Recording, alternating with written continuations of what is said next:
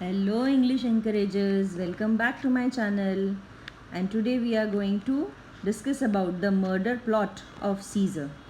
The day on which Caesar was to meet his death was dismal and dreary. It had rained and thundered all night. Thrice Caesar's wife Calpurnia had cried out in her sleep, "Help! Oh, they murder Caesar!"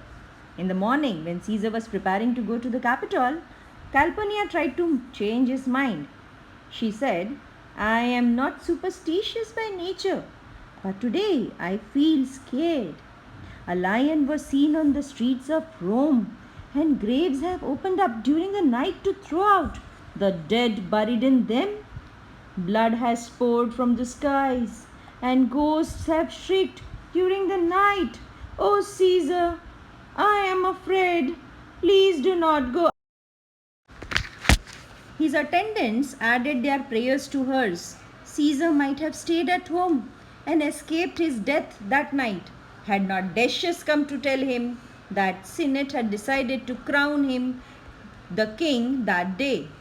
If you send them word that you will not come, they may change their minds. Besides, they would laugh if they knew you were not coming to the Senate only because your wife had bad dream last night.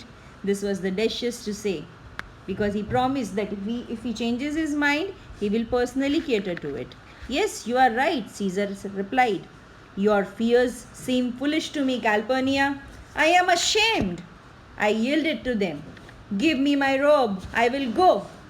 On the way to Capitol, Caesar met a soothsayer who warned him to beware the Ides of March. So, as if Decius was telling, "Come, Caesar, you cannot escape your murder. We are going to murder you." Well, jokes apart, Ides of March means 15th of March. Caesar paid no attention to him and continued confidentially on his way to the capital, unaware that he was completely surrounded by enemies. They had formed a circle around him, coming close to the pretext of presenting some problem to him.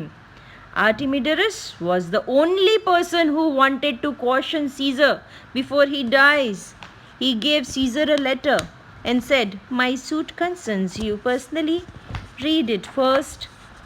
That which concerns Caesar himself will be read last," Caesar replied, and he did not read the letter.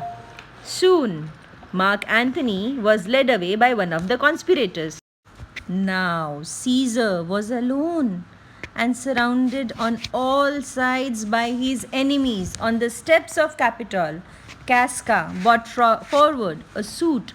One Publius Climber and asked Caesar to forgive him.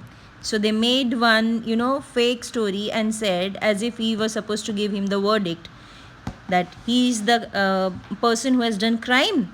You give the justice, and he has come here and he has made some mistake. So he knelt down, crying, "Pardon, Caesar, pardon." But the fair-minded Caesar would not relent. "If I give in to your prayers and change the sentence, I will not seem constant to the people." This shows that Caesar was a wisdom lover and he always believed in crimes or wrong things to be given justice and not changing mind. The other senators were now on their knees, adding to the prayers to Casca's. Brutus remained standing, as if he was still perplexed whether to join or not. But, "Will Brutus not kneel?" This was said by Caesar, he asked. And then his ego was hurted. This was too much for Casca.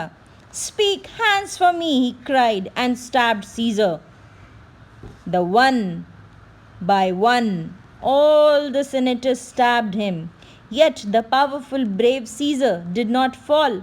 And at last, when he was stabbed by his friend Brutus, he could not stand that anymore, and he said, "Itute, Brute."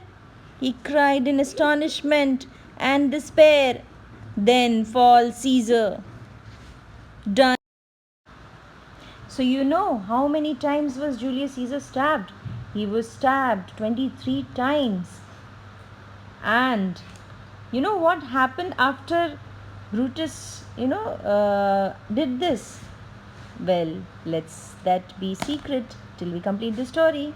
And the words which he said, last words, are very famous words. Itute Brutus, that means you too, Brutus. It is a Latin phrase.